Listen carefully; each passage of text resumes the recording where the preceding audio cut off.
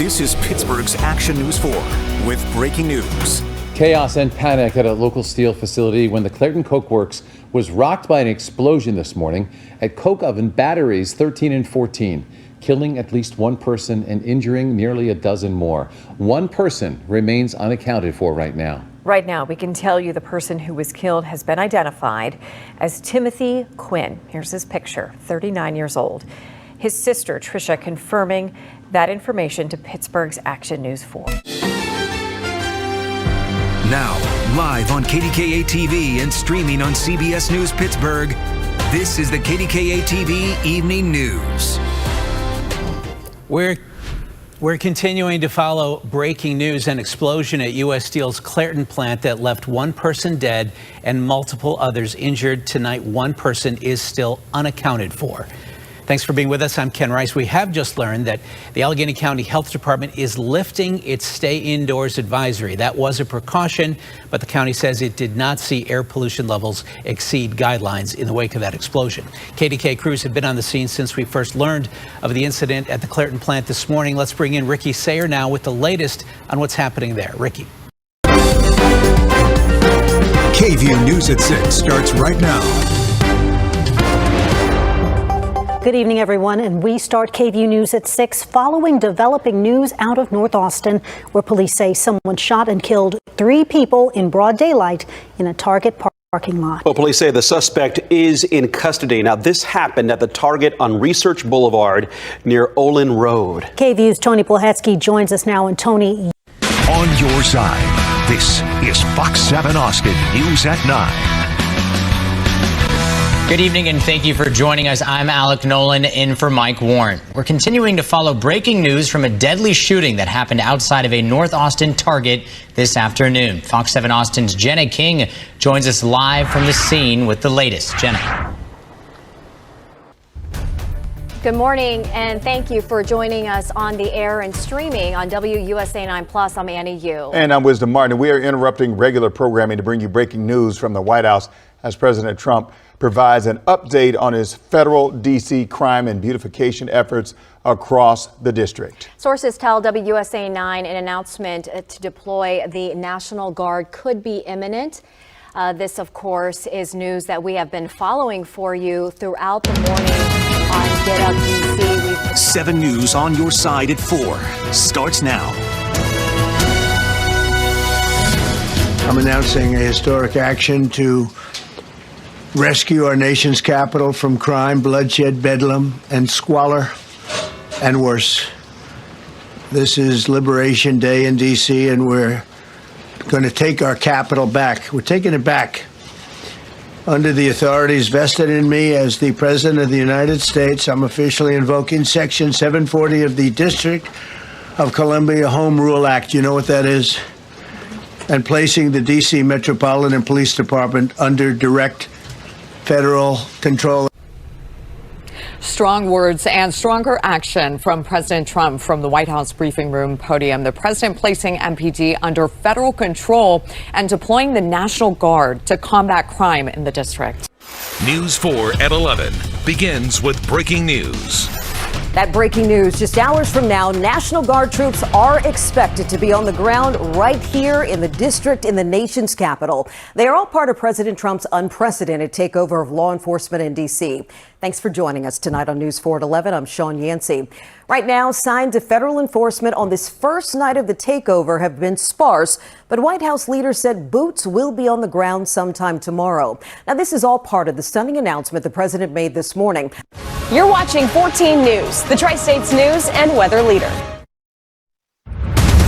Live from the Tri-States news and weather leader, this is 14 First Alert at noon. Thanks for joining us at 14 First Alert at noon. I'm meteorologist Byron Douglas. Yeah, we're going to have a hard start. Your first 4 at 5, the Dothan School Board is meeting again today. We're live with what's on that agenda. Plus, Senator Tommy Tuberville talks investments in football. That sit-down interview in just minutes. Enterprise completes renovating the City Hall. We've got a look at what you can expect to see on your next visit. And school is back in session. We're sitting down with the Dothan Police on how your kids can stay safe on the road and around the schools. That and more. News 4 at 5 starts now. From your hometown news leader, this is News 4 at 5. Hey everybody, I'm Bayla Walker here with Chief Meteorologist David Paul. David, we have our 5 o'clock back. I'm a little nervous. My heart is beating fast. It's so nice to be back at 5 live from Dothan, Alabama. Yeah, and I see that we have some rain today. Yeah, we're watching a lot out there. Scattered showers, those tropical downpours. Leading the way with important local coverage. WISN 12 News at 4 starts right now. Nice to get a break from the rain today when this next round arrives here.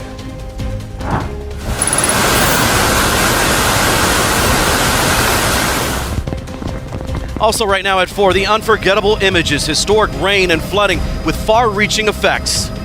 The bathroom is just about going to fall in the basement. And that story shared by many. Homes and vehicles and basements all ruined. And now the recovery begins, getting rid of what is destroyed and restoring what is left as we come on the air. And first today at 4, neighborhoods cleaning up after historic and devastating flooding all across southeast Wisconsin. And Blake, right now there are 2 states of emergency, one for all of Milwaukee County, the other in the city of Muskego. We are in downtown Milwaukee along the Milwaukee River where some of the debris from this weekend is still cluttered on the waterway. In Milwaukee tonight, many neighbors still cleaning up after historic flooding over the weekend. We'll show you how some places and organizations are trying to help. And I'm coming to you from Celtic MKE, the home of Irish Fest and Irish Fest Summer School, where registration is underway. Coming up, we'll tell you about this week-long class and Irish Fest itself. Plus, summer is the season for police to connect with the community. We'll take you to today's National Night Out and show you who came out to join the fun.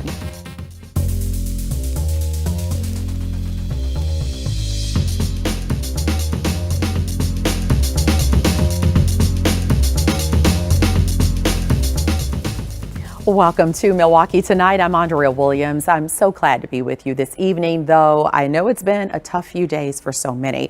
When you look at the flood damage in Milwaukee, you might imagine yourself in a similar situation and wonder how you could afford repair.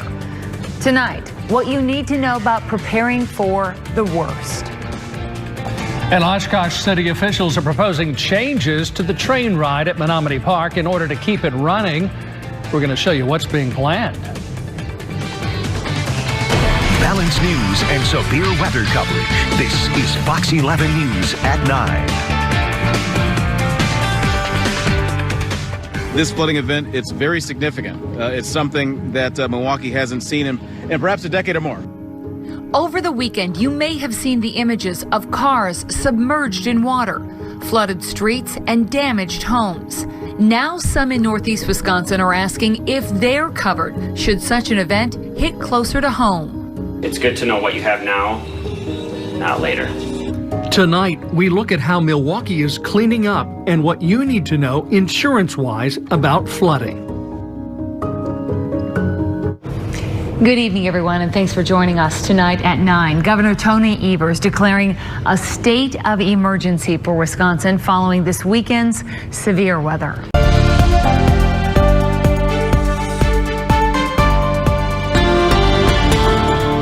Good evening, everybody. I'm NBC 26 Chief Meteorologist Cameron Moreland. It's back. It's football season in Central Texas. Who will start off strong and who will go all the way? That's anyone's guess, but one thing's for sure, Friday Night Football is back. Touchdown! And we're bringing these stats, scores, and highlights to you every week right here on Fox 7 Friday Football. Multiple wildfires continue to burn in western Colorado, one of them now becoming one of the largest in the state's history. Plus, President Trump announcing a federal takeover of the nation's capital. Hear why he's calling in the National Guard. And we're tracking a much milder week, but we'll still see some heat. A closer look in your full forecast next.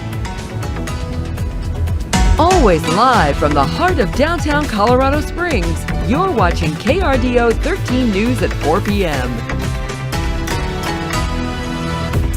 Good afternoon to you. I'm Heather Skoll. And I'm Paige Reynolds. Thanks for watching and for listening on KRDO News Radio. We start our 4 o'clock with continuing wildfire watch coverage. Multiple fires continue to burn across western Colorado. The friends and family of Jack Scratone are pushing for an independent investigation into her mysterious death. We're watching wildfires growing on the western slope as the Lee fire enters the history books. Feedback that we received from our new educators, our leaders, our new employees has been a record high in terms of feedback and excitement. Ready or not, students in Colorado's largest school district are headed back a week from today.